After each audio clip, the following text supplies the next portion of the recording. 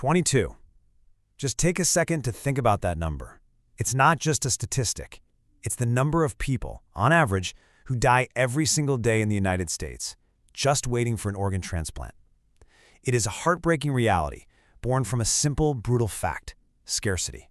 But what if we could start to change those odds?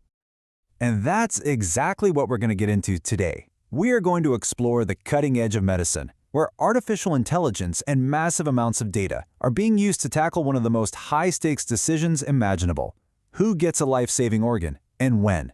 And trust me, this isn't some far-off science fiction. This is a revolution that's happening right now.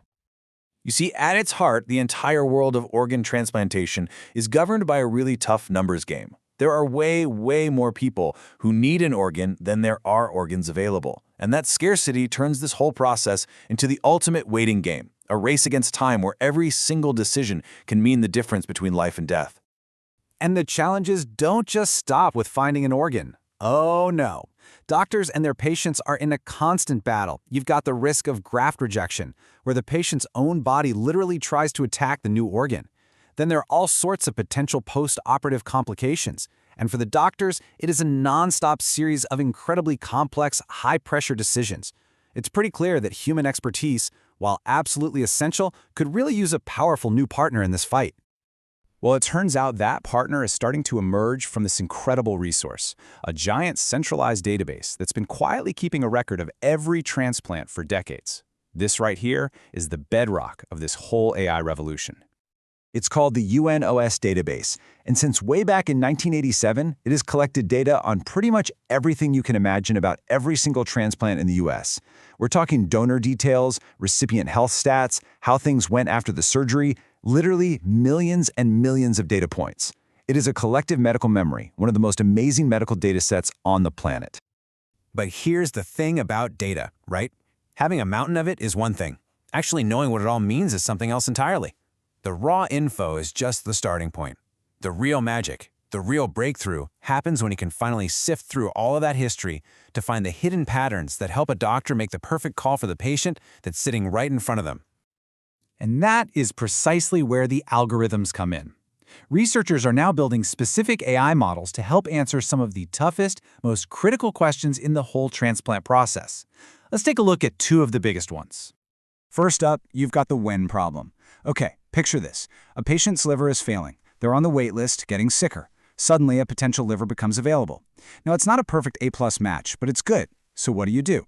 Do you take this organ now, or do you roll the dice and wait, hoping a better one comes along, all while risking that your patient gets too sick to survive the surgery at all? It's a brutal choice.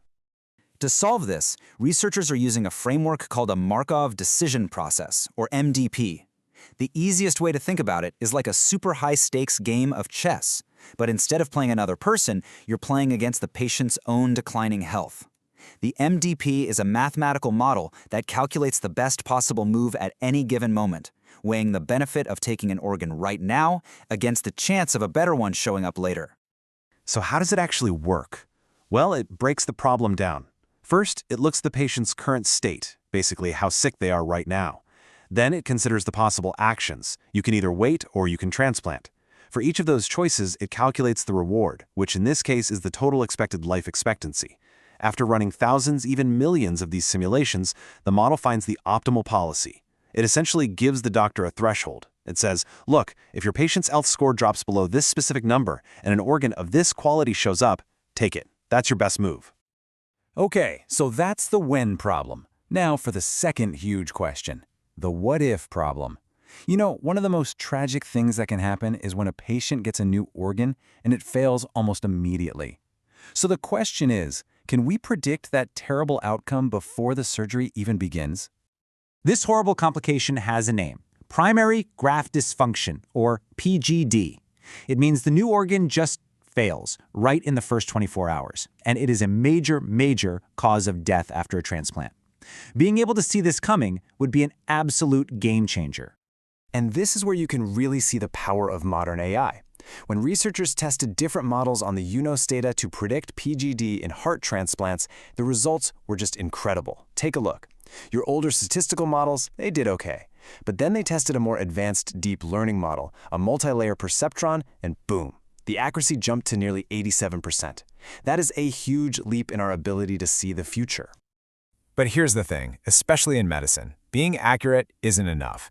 If you're going to have a machine helping you make life-or-death calls, you have to be able to trust it. And to trust it, you need to understand why it's making its recommendations. You have to open up that AI black box.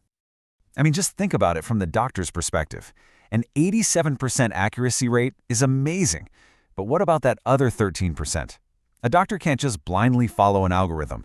They need to understand its logic so they can combine the AI's powerful insight with their own years of experience and intuition. This is where this whole new field called Explainable AI, or XAI, is so important. And one of the coolest tools they have is a technique called SHAP. What SHAP basically does is let us peek inside the model's brain for any single prediction and see exactly which factors pushed the decision one way and which factors pulled it the other. The best way to think about it is like a little tug of war. For any given patient, the SHAP values show us all the forces at play. Maybe the patient's age is a factor that's pushing the risk of failure up. But hey, they have a fantastic blood type match, and that's a strong factor pulling the risk score right back down. SHAP actually measures the strength of every single one of those pushes and pulls. And what's so cool is that when you use this technique across thousands of cases, you start to see which factors really matter the most. The models have confirmed some things doctors already knew, but they've also highlighted others, like whether a patient was treated for a previous rejection, how long they were on dialysis, even if the organ donor had a history of diabetes. These are all powerful predictors of success. So, when you put all of these pieces together, the giant database, the powerful predictive algorithms, and now the ability to understand the reasoning, you can really start to see the shape of a brand new era in transplant medicine. And this is about so much more than just making slightly better guesses. It's a fundamental shift away from one-size-fits-all medicine towards something truly personalized. The dream here is to create a unique risk profile for every single patient, allowing doctors to make decisions that are perfectly tailored to that one person's body and their unique situation. The promise is just incredible, right? Better matches, higher success rates, maybe even personalized drug regimens to prevent rejection, and just less gut-wrenching uncertainty for patients and families. But we have to talk about the perils too. We have to be really careful. What if there's hidden bias in the historical data that unfairly penalizes certain groups? How do we protect all this sensitive patient data? How do we make sure these tools are used fairly? And maybe the biggest question of all, if an algorithm contributes to a decision that goes wrong, who is ultimately accountable? All of this leads us to the final and maybe the most important question we have to face as we move into this new era. As these incredibly powerful AI systems get better and better at helping us decide who gets a second chance at life, we have to ask ourselves, who gets to choose how the AI makes its choice?